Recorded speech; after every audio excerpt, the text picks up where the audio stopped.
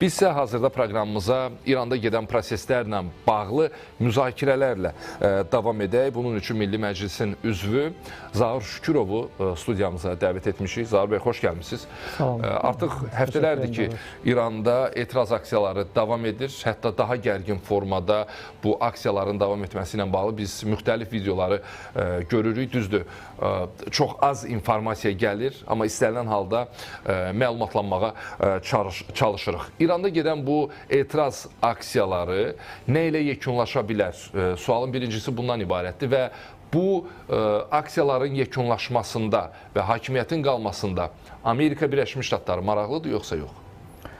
İlk öncə, Rəhman müəllim, biz qısa bir müqayisə aparaq. Keçən iyun ayında baş verən hadisələr, İranda baş verən hadisələrlə hazırki prosesləri müqayisə edək.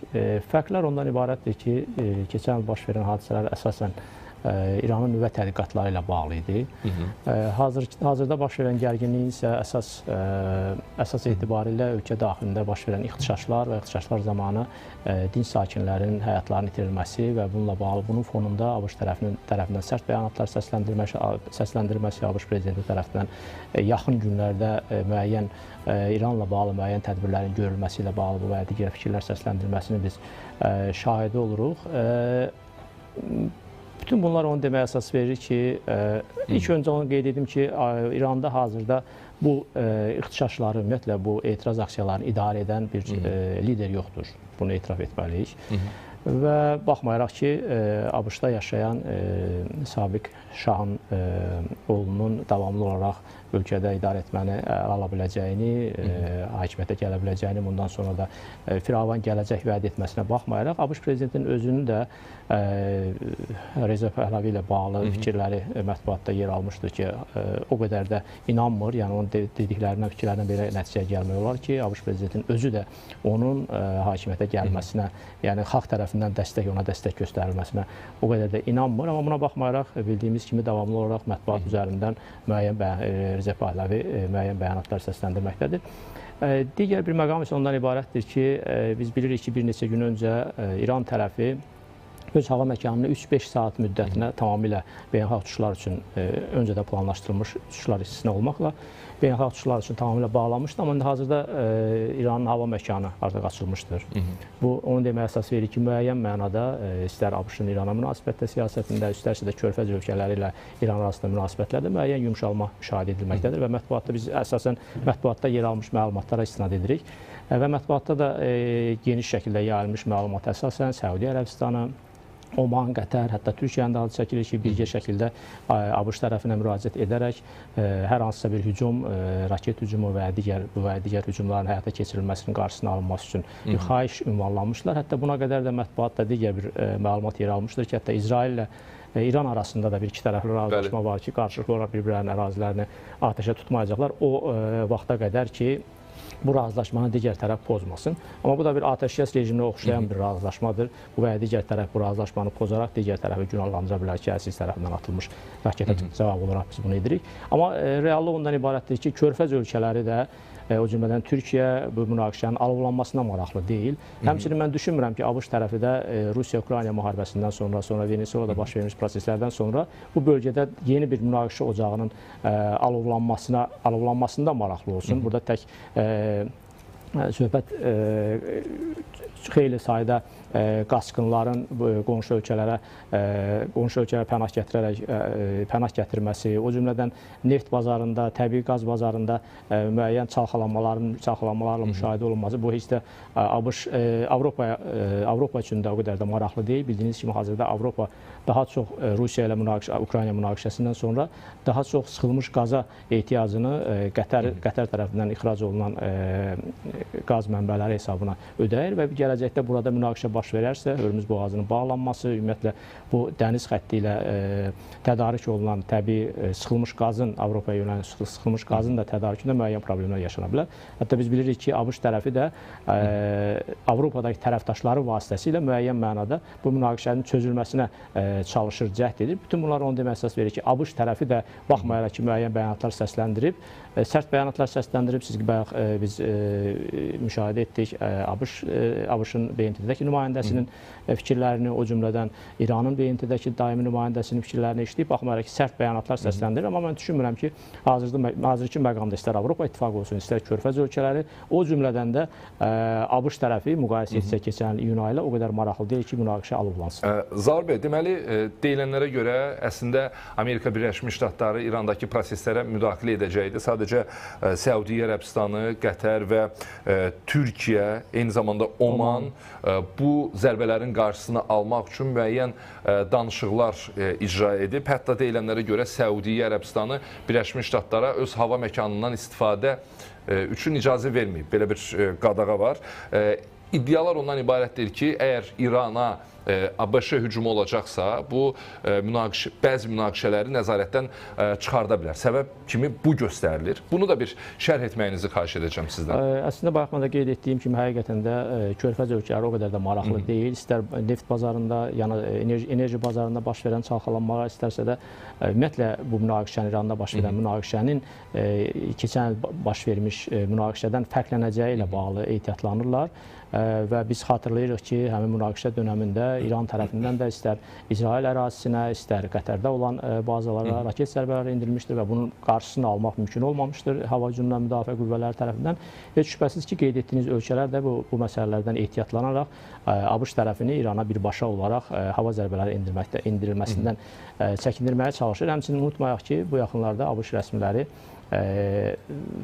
bu ixtişaşlarda günahkar, İran hakimiyyəti tərəfindən günahkar hesab edilmiş şəxslərin edam edilməsi ilə bağlı qərarın dəyişdirilməsini, yəni 800-ə yaxın şəxsin edam olunması ilə bağlı qərarın dəyişdirilməsini təqdir etmişdir və bu da irəliyə doğru atılan bir müsbət addım kimi qiymətləndirilmişdir. Bütün bunlar onu demək əsas verir ki, ABŞ tərəfindən də müəyyən bir müsbət ismarışlar, müsbət siqnallar verilməkdədir və o cümlədən də siz qeyd etdiyiniz Körfəz ölkələri, o cümlədən Türkiyənin ABŞ tərəfindən müraciət etməsi məsələnin müəyyən qədər sonraki dönəmə saxlanılması anlamına gələ bilir. Amma proseslərin necə cərəyan edəcəyini hələ proqnozlaşdırmaq mümkün deyil. Çünki İran ərazisində, İran daxilində hələ də baxmayaraq ki, İran rəsmiləri artıq məsələnin nəzarətdən çıxmadığını, məsələnin nəzarətdə olduğunu, bu ixtişaşların dayandığı barədə fikirlər səsləndirilər. Amma bu ixtişaşlar nə qədər davam edəcək və ixtişaşlar zamanı həyatını itirən şəxslərin sayında yəni artım olacaqmı? Bunun nəticəsindən asılı olaraq ABŞ tərəfi müəyyən addımlar ata bilər. Biz unutmayaq ki, biz Venezuelada baş verən hadisələri biz unutmayaq, yəni heç kim bu prosesləri bu şəkildə proqnozlaşdırmırdı və o cümlədən də İranda. İran tərəfi isə belə bir fikirlər səsləndirir ki, əslində bu ixtişaşda iştirak edən şəxslər deyil, terrorçular tərəfindən, İran tərəfinin bu cür bəyanı, terrorçular tərəfindən də hüquq mühafizə orqanlarına qarşı müəyyən addımlar atıldığını, hətta onların çox qəddar şəkildə onlardan davrandırıldığını, onların qətlə yetirildiyi barədə fikirlər səsləndirir. Onu din sakinlərlə yox, kənardan idarə olunan qüvvələrin olduğunu iddia edirlər. Bu şəkildə əgər davam edərsə, yəni qeyd etdiyim kimi ixtişaşlar geniş vüsət alarsa, ola bilsin ki, artıq ABŞ tərəfindən və ABŞ-ın dəstəklədiyi digər qüvvələr tərəfindən bu və ya digər sərt addımların atılması mümkün görünür. Bu arada Kremlin yanaşması maraqlıdır məsələ. Maraqlı deyəndə elə gözləniləndir. Açıqlama ondan ibarətdir ki, Amerika Birləşmiş Ştatlarının təhdidinə qarşı biz İranı seçəcəyik. Onsuz da biz İran-Rusiya əlaqələrini bilirik. Həm Ukrayna müharibəsində, həm digər vacib sənədlərin imzalanması ilə bəzi şeylər aydındır. Amma ABŞ təhdidinə qarşı İranı seçəcəyik açıqlaması Ağ Evi nələr düşünməyə vadar edə bilər? Biz keçən ayaq qeyd etdik, keçən baş verən hadisələrə istinad etdik. Həmin dövrdə Rusiyanın mövqeyi də aydın idi. Yəni hər hansısa bir sərt bəyanatlar şəklində müəyyən bu və digər fikirlər səsləndirilirdi. İstər Rusiyanın rəsmiləri, o cümlədən Xarici İşlər Nazirinin sözçüsü tərəfindən bu və digər fikirlər səsləndirilirdi. Və biz bayaqdan qeyd etdim, Venezuela məsələsinə misal çəkdim. Həmin bölgədə Rusiyanın ən etibarlı tərəfdaşlarının bir Venezuela idi. Orada baş verən proseslərdən sonra Rusiya tərəfinin hər hansısa bir sərt addım atdığını biz müşahidə etmədik. O cümlədən də İranla bağlı. Əgər ABŞ tərəfindən ölkədə baş verən proseslərlə bağlı, yəni insanların qətlə yetirilməsi, din sakinlərinin qətlə yetirilməsi ilə bağlı ABŞ tərəfindən hər hansısa bir sərt addımlar atılacaqsa, mən düşünmürəm ki, Rusiya tərəfindən buna qarşı, bunu özünə bir təhdid hesab edərək, öz milli maraqlarına zidd olan addım hesab edərək bir sərt addımlar atacaq. Sadəcə bəyanat şəklində, bu və digər bəyanat şəklində müəyyən fikirlər səsləndirə bilər. Ola bilsin ki, ticarət əməkdaşlığı İranla davam edəcək. Bu artıq mən düşünmürəm ki, o qədər də bir sərt addımlardır. Zahir bəy, deməli, Amerikalı milyarder bayaq xəbərlərdə də səsləndirdiyi Akmanın açıqlaması var idi. Deyir, İranlılar Trampa güvənərək həyatlarını riskə atıblar və anlaşılan olur ki, Amerikalı milyarderlər, bilmirəm, siyasətçilər də bu etirazların davam etməsini istəyirlər. Trampa güvənərək. Siz doğrudan da düşünürsünüz ki, İranda insanlar Trampa etimad göstərərək bu mübarizəyə davam edirlər, yoxsa onları bu mübarizədə arxayın edən başqa detallar da var? Mən əslində konkret olaraq ABŞ prezidentinin adını çəkərək məsələyə münasibət etmək istəməzdim. Ümumiyyətlə, ölkə prezidenti, İran prezidentinin özünün də etiraf etdiyi kimi müəyyən problemlər mövcuddur və bu problemlərin özü iqtidardan qaynaqlanır. Bu problemi əsas məsələ bu problemin həll edilməsidir. Yəni, vətəndaşları, sakinləri günahlandırmaq lazım deyil. İran rəsmiləri davamlı olaraq bu fikirləri səsləndirir və ola bilsin ki, paralel olaraq, yəni ölkədə ixtişaşlar məhz həmin ölkədə mövcud olan iqtisadi çətinliklərdən, yoxsulluğun səviyyəsinin yüksəlməsi ilə bağlıdır və eyni zamanda paralel olaraq bu fürsətdən istifadə edərək mümkündür ki, İran daxilində vəziyyətin gərginləşməsi, ümumiyyətlə İranın parçalanmasına maraqlı olan qüvvələr də bu və digər şəkildə öz proksi qüvvələri vasitəsilə bu proseslərə dəstək göstərməyə çalışırlar və yenə də təkrar edirəm, proseslərin gedişi artıq ABŞ-ın sərgiləyəcəyi mövqedən asılı olacaq növbəti aylarda. Zahir bəy, insanların aylarla, illərlə etiraz etməyə imkanı yoxdur. Yəni, kənardan baxanda belə düşünülür, belə görünür. Bəlkə də bir qədər Amerika Birləşmiş Ştatlarına arxayın idilər ki, bəs biz başlayaq, onlar bir-bir, yəni belə bir təcrübə var da, fiqurları bir-bir aradan götürərlər. Amma Amerika Birləşmiş Ştatları da bu zərbələri təxirə saldı. Bundan sonraki mərhələ üçün etirazçıları meydanda saxlayan hansı güc ola bilər, hansı qüvvə, hansı motivasiya, bilməm necə adlandıraq bunu? Əslində, mən bayaq qeyd etdiyim kimi, bu etirazçıların daxilində, yəni onların aralarında xaricdən idarə olunan, əgər İran tərəfində qeyd etdiyi kimi, yəni onlara istinad edərək fikirlərimi səsləndirmək istəyirəm. Əgər etiraz edənlərin daxilində, içərisində xaricdən idarə olunan qüvvələr varsa, müəyyən müddət təbii ki, onlar öz etirazlarını davam etdirməyə çalışacaqlar. Amma biz əvvəlki illərdən də biz müşahidə etmişik ki, bu şəkildə ixtişaşlar müəyyən dövrdən sonra sakitləşiblər, onların tələbləri,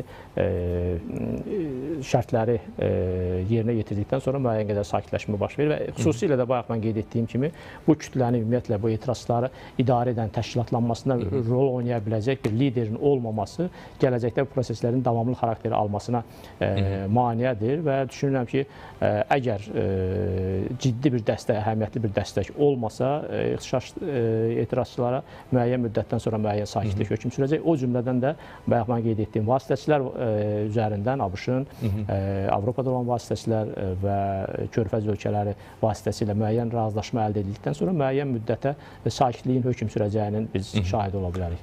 Zahir bəy, mən indi gələn xəbərlərə baxıram. Rusiya prezidenti Vladimir Putin İsrailin baş naziri Benyamin Netanyahu ilə telefon danışığı aparıb və liderlər yaxın şərqdəki və İrandakı vəziyyəti müzakirə eləyiblər. Ardınca telefon zəngləri davam edib və Putin Netanyahudan sonra Pezeşkiyanla telefonda danışıb, regionda gərginliyin azaldılmasını müzakirə edib. İran prezidenti Pezeşkiyanla telefon danışığımızın nəticələri barədə qısa müddətdə sizə məlumat verəcəyik ki, regionda vəziyyət son dərəcə gərgindir. Prezident gərginliyin azaldılması üçün səylərini davam etdirir. Yəni, Pezeşkiyan bu yardım təkcə İran üçün deyil, bütün region üçün sabitlik və sülh deməkdir. Rusiya o cümlədən prezidentin səyləri ilə gərginliyin azaldılması baxımından kömək göstərməyə davam edir. Burada artıq İsrail-Rusiya faktoru da var ortalıqda. Anlaşılan deyil, niyə Rusiya-İsrail tərəfi İrandakı məsələləri müzakirə edib? Hansı ehtimallar gündəmdədir? Əslində, Rusiya tərəfi bu prosesdə bir növ regionda əsas oyunculardan biri olduğunu nümayiş etdirmək baxımından istər İran tərəfi ilə, istərsə də İsrail tərəfi ilə danışıqlar aparır.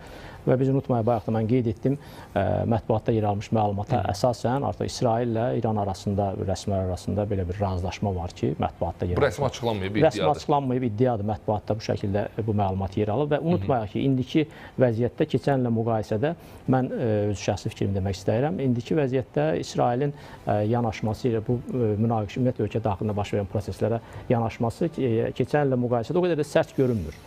Və o cümlədən də edam olunması planlaşdırılan şəxslərin də bu qərarın ləğv olunması İran tərəfindən və ABŞ tərəfindən bunun təqdir olunması onu deməyə əsas verir ki, yəqin ki, müəyyən qədər yumşalma müşahidə olunur və ABŞ tərəfindən və ABŞ dəstəkləyən digər qüvvələr tərəfindən İran ərazisində hər hansısa bir zərbələrin endirilməsi. Hələ ki, mən düşünürəm ki, gündəmdə deyil, amma proseslərin gedişi, bayaq mən qeyd etdiyim kimi, ixtişaşlar necə, hansı səmtdə davam edəcək, ölkə və bununla bağlı İran hakimiyyətinin atacağı addımlar necə olacaq, buna əsasən də prosesləri proqnozlaşdırmaq mümkündür.